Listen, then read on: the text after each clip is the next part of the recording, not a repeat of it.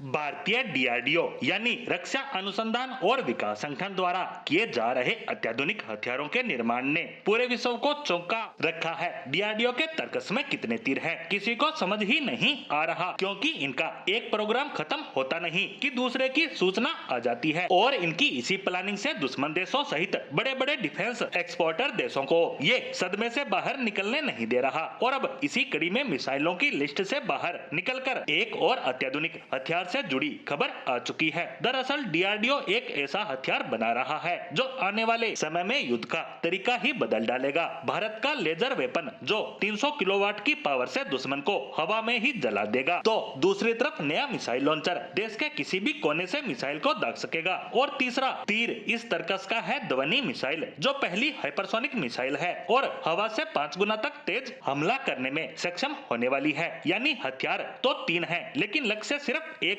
भारत को डिफेंस क्षेत्र में सुपर पावर बनाना। ऐसे में पहले धमाके यानी लेजर वेपन पर बात करें तो डीआरडीओ की lab centre for high energy system and sciences बना रही है एक ऐसा हथियार जो किसी भी उड़ते ड्रोन या मिसाइल को कुछ ही सेकंड में भस्म कर देगी। और ये 300 किलोवाट की हाई पावर के साथ आएगा, जो कि पहले के ऐसे ही हथियार के मुकाबले 3 गुना तक ज्यादा ताकतवर होगा, जिसमें बीम कंट्रोल सिस्टम होगा जो लेजर वेपन का दिमाग है। यह सिस्टम 70 किलोमीटर तक के टारगेट को ट्रैक कर सकता है और 300 किलोवाट की ऊर्जा से उसे राख बना सकता है। इसे अगले 1 से 2 सालों में फील्ड ट्रायल के लिए तैयार कर लिया जाएगा, जिसके बाद भारत, चीन और अमेरिका के बाद तीसरा ऐसा देश बन जाएगा जिसके पास इतनी ज्यादा पावर का लेजर हथियार होगा। वहीं बात करें एक ऐसे मिसाइल व्हीकल की जो मिसाइल को पहाड़, जंगल, रेगिस्तान यानी कहीं से भी लॉन्च कर सकेंगे। पहले आई अग्नि 1 से 5 तक की मिसाइलों को भारी भरकम ट्रेलर ट्रकों पर ले जाया जाता था और उसके लिए चाहिए होती थी साफ और बेहतर सड़कें, और इन्हें सैटेलाइट से आसानी से ट्रैक भी किया जा सकता था। वहीं हाल ही में भारत ने रेल से अग्नि प्राइम को लॉन्च करके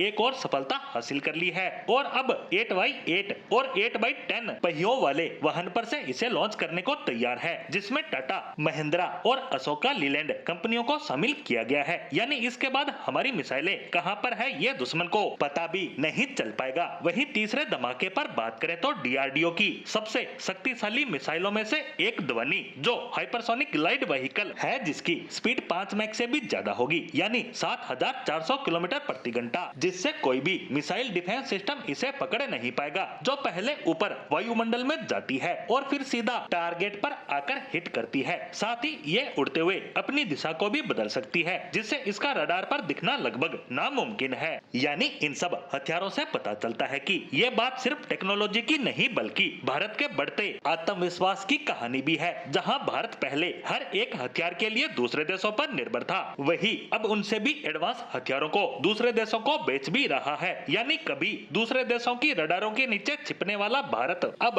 आगे बढ़कर दूसरों के डिफेंस सिस्टम को तबाह करने की ताकत हासिल कर चुका है।